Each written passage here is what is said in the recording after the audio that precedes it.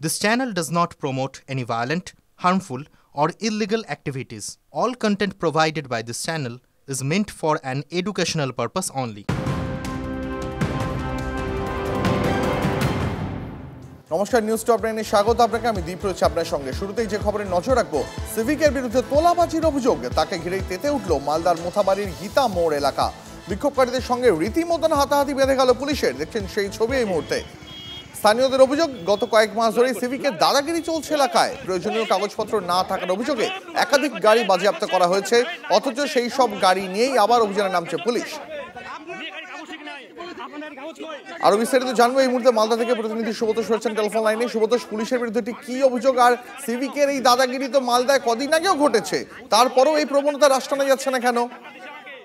দেখো, বিভিন্ন এলাকা মালদা শহর ছাড়িয়ে কিছুটা গেলেই বিভিন্ন জায়গাতে, সেটা কালিয়াচক হোক বা মোথাবাড়ি হোক বা হরিশ্চন্দ্রপুর হোক, বিভিন্ন জায়গাতে কিন্তু মোড়ে মোড়ে রাস্তার ধারে সিভিকদের এই অত্যাচারে মানুষ কিন্তু ক্রমশ অতিষ্ঠ হয়ে উঠছে। শুধু সাধারণ মানুষ নয়, এই পুরো এই সিভিকদের এই দৌরাত্মে কিন্তু পুলিশেরও একটা আধিকারিক যারা রয়েছেন তাদের একটা বড় অংশই কিন্তু তারাও তিতিবিরক্ত, ক্ষুব্ধ। এই যে এখানে যেক্ষেত্রে যে ঘটনাটা ঘটেছে মোথাবাড়ির গীতা মোড় এলাকাতে, সেখানে একই রকম ভাবে কয়েকজন সিভিকের বিরুদ্ধে তোলাবাজি করার অভিযোগ উঠেছিল। এবং সবচেয়ে বড় বিষয়, পুলিশ এবং সিভিক যে গাড়িটি নিয়ে তারা অন্যান্য গাড়ি ধরছিল, সেই গাড়িটার নাকি বহু পুরনো, তার মানে বৈধ কোনো কাগজপত্রও নেই। যেটা মনে করা হচ্ছে সেটা কোনো সিজ করা গাড়ি, এবং সেই গাড়ি, সিজ করা গাড়ি কিন্তু পুলিশও বা সিভিকরা ব্যবহার করছে বলেই অভিযোগ। আর এই নিয়ে গোলমালটা বেঁধে যায়। তাদের কাছ থেকে যখন টাকা চাওয়া হয়, সিভিকদের সঙ্গে হাতাহাতি, পরে পুলিশ অফিসার দুজন ছুটে আসলে তাদের সাথেও হাতাহাতি হয়, মোবাইল কেড়ে নেওয়ার চেষ্টা হয়। পুরো ঘটনা নিয়ে কিন্তু তীব্র উত্তেজনা হয়েছে। অনেক ধন্যবাদ তোমাকে। নিজের গাড়ির কোনো ইন্স্যুরেন্স পেপার নাই, যে পুলিশ যেগুলো গাড়ি সিজ করা গাড়ি বিভিন্ন কেসের, সেই গাড়ি নিয়ে তারা অন্য গাড়ি ধরতে যাচ্ছে যাদের কাগজ নেই, সেই নিয়ে মানুষের সঙ্গে হাতাহাতি হয়েছে। মানুষ যখন প্রশ্ন করেছে তখন মোবাইল কেড়ে নেওয়া হচ্ছে, এই ঘটনা ঘটেছে। অন্তত পক্ষে পুলিশের তো নিয়মটা মানা উচিত, কারণ তারাই আইনের রক্ষক। তারাই যদি আইন না মানেন তো সাধারণ পাবলিককে বলে কি লাভ? আসি পরের খবরে। হঠাৎই নবান্নে মুখ্যমন্ত্রীর কাছে ভাঙড়ের বিধায়ক নওশাদ সিদ্দিকী। আজ বিকালে নবান্নে যান আইএসএফ বিধায়ক। প্রায় 25 মিনিট মমতা বন্দ্যোপাধ্যায়ের সঙ্গে কথা হয় নওশাদের। তবে দলবদল করবেন আইএসএফ বিধায়ক, এই জল্পনা তৈরি হয়। যদিও নওশাদের দাবি, তাকে বিধায়ক তহবিলের টাকা খরচ করতে দেওয়া হচ্ছে না। এই অভিযোগ জানাতেই তিনি মুখ্যমন্ত্রীর কাছে সময় চেয়েছিলেন। দুজনের বৈঠকে সেটিং বলে কটাক্ষ করেছেন রাজ্যের বিরোধী দলনেতা শুভেন্দু অধিকারী। মুখ্যমন্ত্রীর কাছে আজকে এলেন, মুখ্যমন্ত্রীকে আপনার কোনো বক্তব্য শুনলেন? হ্যাঁ, শুনেছেন, গুরুত্ব সহকারে শুনেছে। কাগজ দিয়ে ওনাকে বোঝানোর চেষ্টা করেছে, উনি বুঝে নেওয়ার চেষ্টা করেছেন। 20-22 মিনিট আমাকে এই বিষয়টা বোঝানোর চেষ্টা করেছি, উনি বুঝেছেন এবং আমাকে আশ্বস্ত করেছে যে বিইউপির যে গাইডলাইন আছে তার বাইরে কোনো কাজ হবে না, তুমি নিশ্চিন্তে থাকো।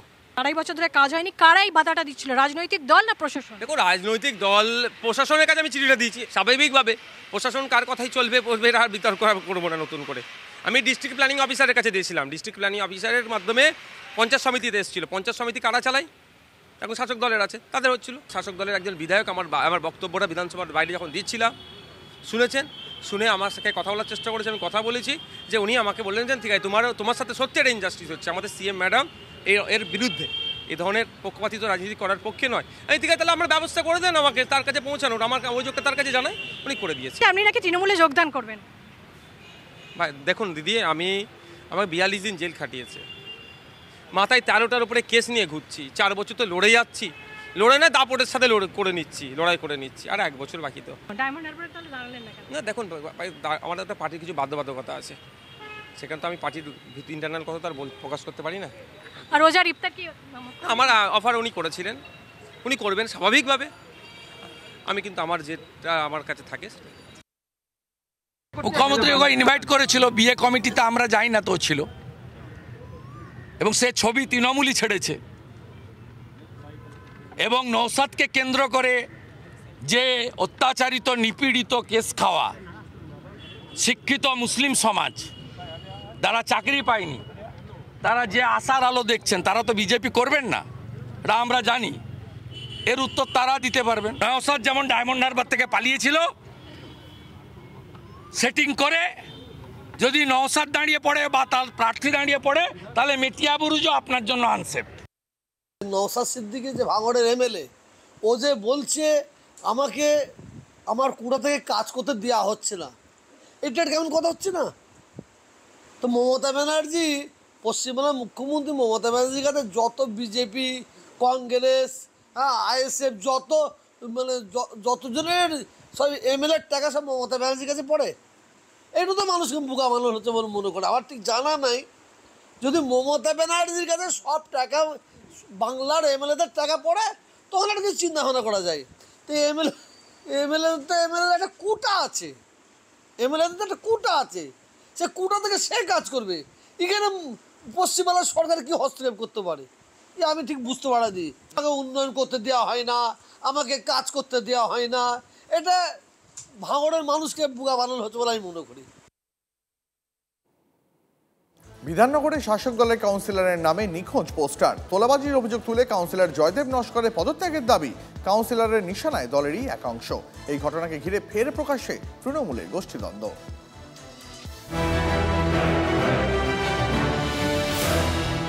বিধাননগর পুরসভার ৩৫ নম্বর ওয়ার্ডের লোহাপুল এলাকায় তৃণমূল কাউন্সিলর জয়দেব নস্করের নামে নিখোঁজ পোস্টার। সেই পোস্টারের নিচে লেখা নাগরিক সমাজ। কে বা কারা দিলেন এই পোস্টার? ওয়ার্ডের জমিজমা সংক্রান্ত বিষয়ে তোলাবাজির অভিযোগ ওঠে কাউন্সিলরের বিরুদ্ধে। এলাকার বিজেপি নেতৃত্বের দাবি, এ তো বিজেপি তৃণমূল কেউ না, এ তো নাগরিক ফেলছে। উনি যখন ভোটে জিতেছিলেন, ৮৭০০ ভোটে জিতেছিলেন, আজকের মানুষের কাজ করেন না। এখানে জমিতে কাজ করতে গেলে, ইলিগাল কনস্ট্রাকশন করতে গেলে ২০ লক্ষ ২৫ লক্ষ টাকা করেছে। যে যারা দাবিটা করেছে ঠিকই দাবি করেছে, সঠিক দাবি করেছে। কাউন্সিলর জয়দেব নস্করের অভিযোগ দলের একাংশের বিরুদ্ধে। জয়দেব নস্করের পাশে দাঁড়িয়েছেন পাশের ওয়ার্ডের কাউন্সিলর চামেলি নস্কর। যারা ২০২১ সালে যারা বিজেপিটা করতো, এখন সেই জার্সিটাকে চেঞ্জ করে এখন তৃণমূলের জার্সি পড়েছে, তারা ভিতরে পুরোটাই হচ্ছে গেরুয়া। তাদের কাজ এটা আমি মনে করি। আমি পার্শ্ববর্তী ওয়ার্ডে কাউন্সিলর হতে পারি, কিন্তু এই সম্পর্কে প্রথম আপনাদের কাছে শুনলাম। যদি কেউ পোস্টার লাগাতে চায় সেটা বিজেপি, তারা সামনে এসে লাগানো, তাদের নাম দিয়ে লাগানো, বিজেপিরাই করছে। এবং কাউন্সিলরকে কালিমালিপ্ত করার জন্য, এর উত্তর দেওয়ার জন্য আমাদের তৃণমূল কংগ্রেসের কাউন্সিলরদের খুঁজে বের করে কালিমালিপ্ত করবে তার জন্য। আর এইভাবে একের পর এক, অর্থাৎ দুর্নীতির অভিযোগ এনে কিন্তু একের পর এক পোস্টার পড়ছে এইভাবে তৃণমূল কাউন্সিলরদের বিরুদ্ধে।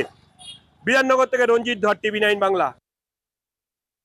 যাদবপুর বিশ্ববিদ্যালয় ক্যাম্পাসে আজাদ কাশ্মীর লেখা পোস্টার, অবশেষে স্বতঃপ্রণোদিত পদক্ষেপ পুলিশের। পিডিএসএফ এর অজ্ঞাত পরিচয় সদস্যদের বিরুদ্ধে মামলা রুজু। ভারতীয় ন্যায় সংহিতার ১৫২ ও ৬২ ধারায় মামলা রুজু। এই মুহূর্তে যে খবরে আমরা নজর রেখেছি, যাদবপুর বিশ্ববিদ্যালয়ের ক্যাম্পাসে আজাদ কাশ্মীর লেখা পোস্টার, অবশেষে স্বতঃপ্রণোদিত পদক্ষেপ পুলিশের। পিডিএসএফ এর অজ্ঞাত পরিচয় সদস্যদের বিরুদ্ধে মামলা রুজু। ভারতীয় ন্যায় সংহিতার ১৫২ ও ৬২ ধারায় মামলা রুজু করা হয়েছে।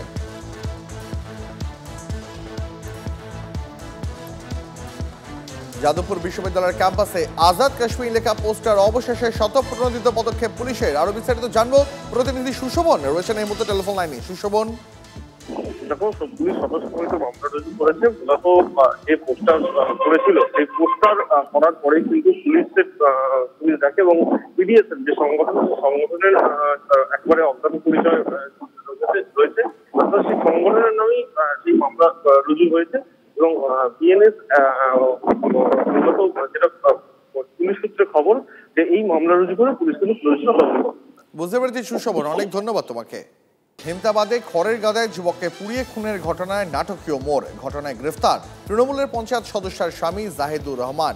তার স্ত্রী দোলেনা খাতুন হেমতাবাদের বাঙ্গালবাড়ি গ্রাম পঞ্চায়েতের সদস্যা। জাহিদুর আগে যুব তৃণমূলের নেতা ছিল বলে সূত্রের খবর।